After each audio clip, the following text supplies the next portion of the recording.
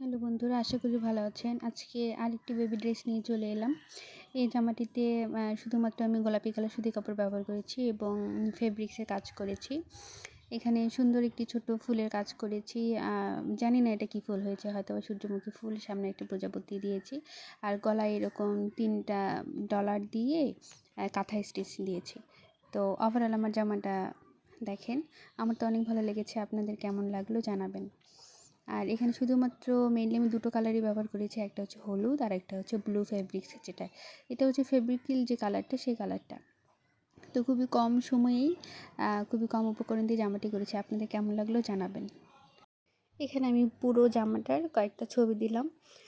তো বন্ধুরা, আপনাদের যদি ভালো লেগে থাকে এই জামার কাজটি, তাহলে অবশ্যই কমেন্ট করবেন এবং আমার চ্যানেলটিতে একটু সাবস্ক্রাইব করে দেবেন। ধন্যবাদ সকলকে।